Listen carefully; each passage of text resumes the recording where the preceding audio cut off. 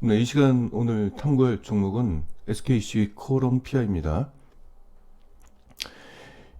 한때 이거 굉장히 개인 투자자 여러분들한테 인기가 있었던 종목들이에요. 일단 보시면은 폴리 이미드라는 필름을 제조하는 기업이고 글로벌 1위 기업입니다. 저는 참고적으로 이제 1등 기업을 굉장히 좀 선호합니다. 1등 기업을 왜 선호하는지에 대해서는 나중에 다시 말씀드리겠습니다. 폴리미드라는 것은 이제 플라스틱보다 높은 강도가 일단 높고요. 내구성이 뛰어나다는 얘기죠. 열적 안전성, 내화성이 되게 높습니다. 이거를 슈퍼 엔지니어링 플라스틱이라고 보통 불러요. 보통 이제 엔지니어링 플라스틱, 이건 공업용 플라스틱인데 앞에 슈퍼가 붙어버리면은 특별한 기능을 갖고 있는 고부가가치 플라스틱이라고 보시면 되겠습니다. 마이너스 269도에서 네, 400도까지 온도 구간에서 사용이 가능한 네, 이거 아주 극적인 내열성을 갖고 있어요. 그래서 이것은 원래 1960년도에 우주 항공 쪽 이쪽에 쓰기로 이제 소재가 개발되었는데 최근에 이제 IT 기기에서 많이 쓰이죠. FPCB 연성 회로기판, 휘어지는 이제 인쇄 회로기판이라고 보시면 되겠고 방열 시트 그럼 굉장히 좀 구닥다리 같은 느낌이 들죠.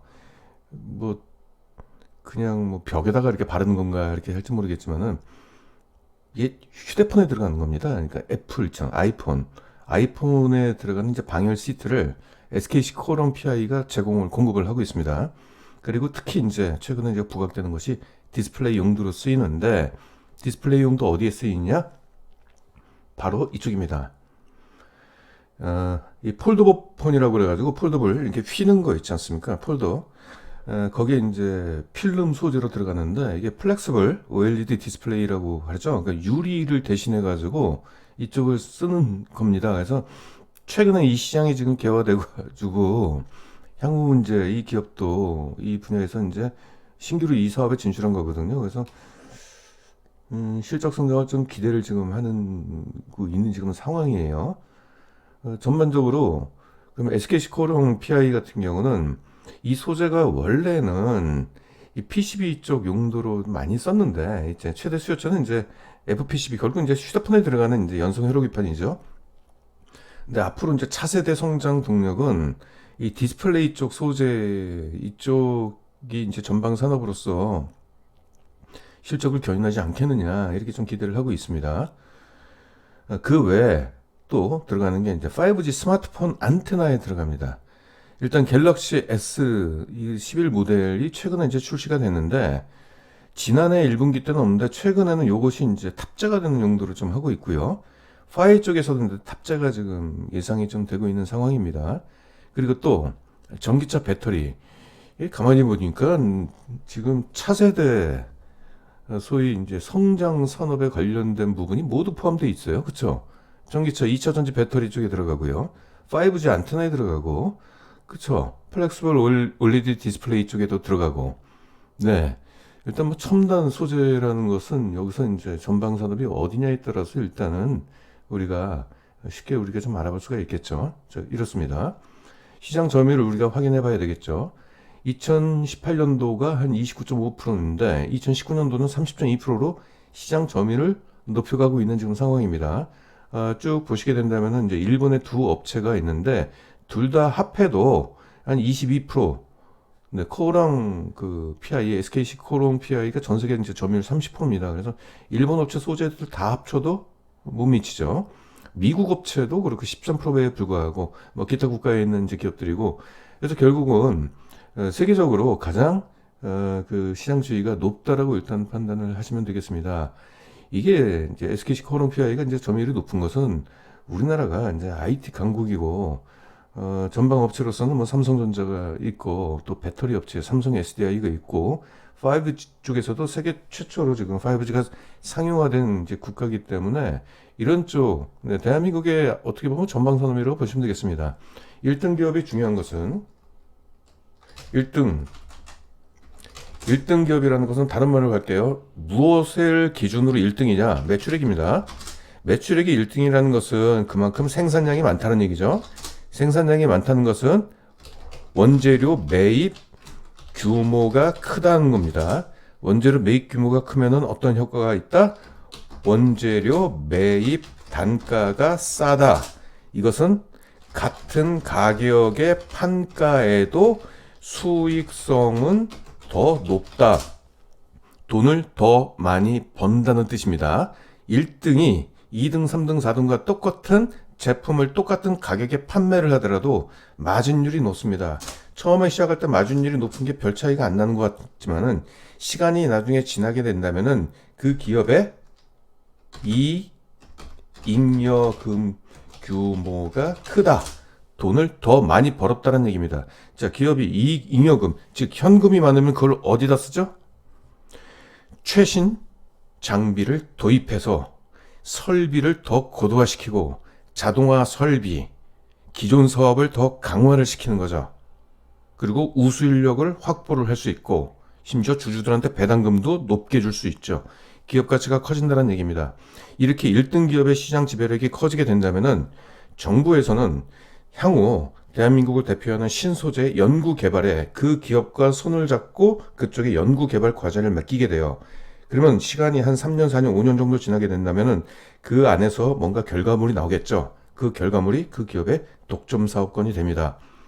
작은 차이가 시간이 지나면 나비 효과처럼 굉장히 커집니다. 그래서 저는 1등 기업을 선호합니다. 다른 분들은 스포츠를 좋아하시는 분들은 3등, 4등, 5등을 막 응원하죠. 스포츠에서는 1등을 이기는 역전 드라마를 기대하는 것인데, 네, 산업 내에서는 그런 드라마는 나타나지가 않습니다. 시간이 지나면 1등 기업의 힘이 점점 세져서 5등, 4등을 잡아먹습니다. 그래서 1등 기업이 굉장히 중요해요. 그래서 각 분야별로 내가 투자하는 기업이 이 제품을 만드는데 이 제품을 만드는 데 있어서 1등 기업인지 아닌지를 판단할 필요가 반드시 있습니다. 넘어갈게요. 자, 결산 실적 추이를 좀 보도록 하겠습니다. 그동안 코오롱, 이 부르기가 어렵네요. SKC 코오롱 PI 너무 기네요. 계속적으로 이제 고성장을 해오다가 지난해 2019년도에 전 세계 글로벌 경기 부진이 있었고요. 그리고 휴대폰 시장의 수요가 조금 부진했었어요. 다들 아시죠? 그래서 매출액이 감소하고, 매출액이 감소하면 어떻게 됩니까? 영업이익은 더 큰 폭으로 감소하죠. 고정비 부담 때문에 그렇습니다. 매출액이 감소하면 고정비에 대한 부담이 더 커요. 왜? 매출이 감소하면은 그 비용도 함께 떨어지면 괜찮은데 비용은 안 떨어지는 겁니다. 그러니까 그 영업이익에 대한 훼손도가 더 커지게 되는 거죠. 그래서 떨어졌다가 시장에서는 이 기업이 2020년도 상반기도 실적이 부진할 것으로 전망이 됐는데 놀랍게도 실적 회복을 큰 폭으로 해왔어요. 그래서 이 정도 실적이면 2분기 실적도 양호한 거 아니겠느냐라고 일단 기대를 좀 할 수가 있겠어요. 왜냐면은 일단은 중국 휴대폰 시장도 이 기업은 영향을 좀 받는데 1분기 때 아무래도 중국 쪽 시장에서 코로나를 먼저 매를 맞았잖아요. 그러다 보니까 1분기 실적이 좀 중국 영향권 때문에 안 좋을 거라고 생각이 됐는데 일단 수익성이 굉장히 좋아졌고 매출도 양호합니다. 그렇게 된다면은 지금 2분기를 맞이해서 중국 쪽 휴대폰 시장은 성수기에 진입되는 시기거든요. 지금 2분기부터는. 그러면은 2분기 실적은 중국 시장의 회복에 의해서 좀 좋아지지 않겠냐는 좀 기대감이 좀 나타날 수가 있겠죠. 네. 일단 한번 우리가 좀 기대를 해볼 필요가 좀 있겠습니다. 분기 실적을 보시게 된다면 지난해 1분기와 올해 1분기와 비교를 해야 되는 것이죠. 매출액은 53%, 굉장히 높은 실적 성장이 나왔어요. 영업이익은 무려 359%가 증가를 했습니다. 지난해 수익성이 좀 안 좋았죠? 1분기 때. 근데 올해 수익성이 회복이 되면서 아주 높은 영업이익 성장이 나왔어요. 조금 더 정밀하게 보면 당기 순이익이 491%가 좀 증가를 했네요. 영업이익률도 8%에서 24%로 아주 드라마틱한 성장이 좀 나왔습니다. 어찌 보면은 1분기 때 숙제를 많이 해놨기 때문에 2분기 때 실적이 다소 좀 미흡하더라도 1분기에 워낙 성장률이 좋았기 때문에 많은 것들을 좀 커버할 수 있는 좀 여유가 생겼습니다. 자, 주당 순이익을 좀 넘어가서 보시게 된다면 순이익도 전년 대비 무려 494%가 증가를 했어요. 이 정도 키높이가 2분기에 딱 나오게 된다면은 일단 올해 실적은 끝. 그렇게 볼 수 있겠죠. 올해 실적 성장은 뭐 3, 4분기가 조금 부진하다 하더라도 1, 2분기 굉장히 높게 이렇게 실적 성장을 해놨으면은 여유가 좀 있겠죠. 이것을 연간 단위로 한번 추정을 좀 해봤습니다. 일단 지난해 2019년도가 워낙 좀 안 좋았기 때문에 여기에 따른 기저효과까지 포함하게 된다면 186% 이렇게 굉장히 큰 폭으로 증가하는 것처럼 보이지만은 네, 지난해가 워낙 안 좋았기 때문에 이런 이제 숫자가 나온 거고 그냥 과거 평년에 비해서 굉장히 높은 실적 성장을 이뤘다. 2018년도하고 한번 비교해 볼까요? 2018년도하고 비교하면은 네, 그래도 뭐 45% 정도, 45% 정도의 이익 성장이 나왔습니다. 아주 높은 성장이네요. 자, 이 기업이 제가 이제 어저께 이 기업을 준비를 했는데 오늘 주가가 갑자기 큰 폭으로 좀 올랐어요. 그래서 지금 33,150원입니다.